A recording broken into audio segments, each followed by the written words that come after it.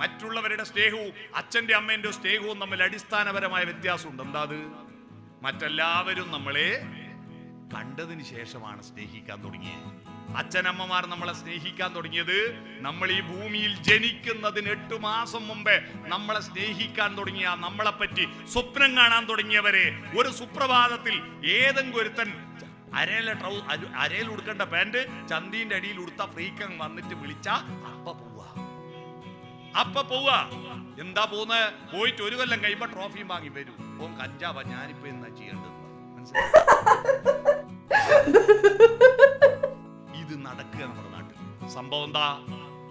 ആമ എന്ന് പറയുന്ന നമ്മുടെ ശരീരമാ, മനസ്സെന്ന് പറയുന്ന മുയലാ. നമ്മുടെ ശരീരം ആമയെ പോലെ ഇഴഞ്ഞിഴഞ്ഞ് വളരും.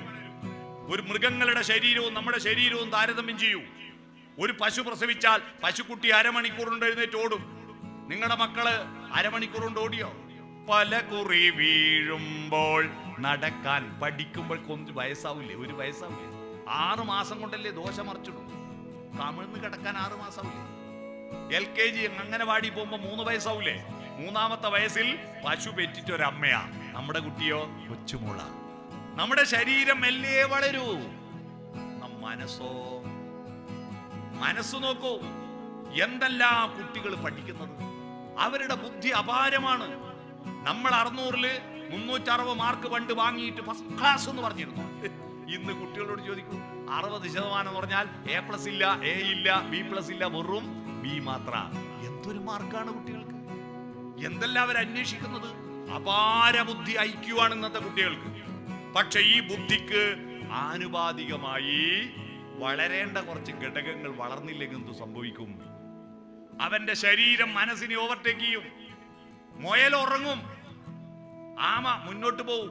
ഏടുന്നെങ്കിൽ ഒരു ചെക്കൻ ചിരിച്ചു കാണിച്ചാൽ മതി. ഒരു ചിരി കണ്ടാൽ അത് മതി, ഒരു മൊഴി കേട്ടാൽ അത് മതി. 2 ആഴ്ച ഉറക്കുണ്ടാവില്ല, ആമ പോയി. പോകല്ല മോളെ എന്ന് പറയേണ്ടത് ആരാ? മനസ്സാകുന്ന മുയല. മുയൽ ഉറങ്ങിപ്പോകുന്നു. സംസ്കാരത്തിന്റെ മുയൽ ഉറങ്ങുക.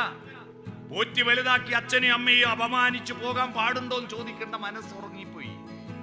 ഈ മനസ്സിന്റെ കൂട്ടത്തിൽ, ഇന്റലിജൻസ് കോഷ്യന്റിന്റെ വികാസത്തിന്റെ കൂട്ടത്തിൽ അവന് ആർദ്രമായ ഇമോഷണൽ കോഷ്യന്റ്, അവന് സൗന്ദര്യബോധവും അനുഭൂതിയുടെ കലയുടെ ലോകം കൊടുത്തില്ല. അവന് ധാർമ്മികതയുടെ സ്പിരിച്വൽ കോഷ്യന്റ് കൊടുത്തില്ല. അവന് സോഷ്യോ കോഷ്യന്റ്, സാമൂഹ്യ ബോധം കൊടുത്തില്ല. സാമൂഹ്യ ബോധം വേണ്ടേ? ഇതെല്ലാം ആരുണ്ടാക്കിയതാണ്? സമൂഹം ഉണ്ടാക്കിയതല്ല.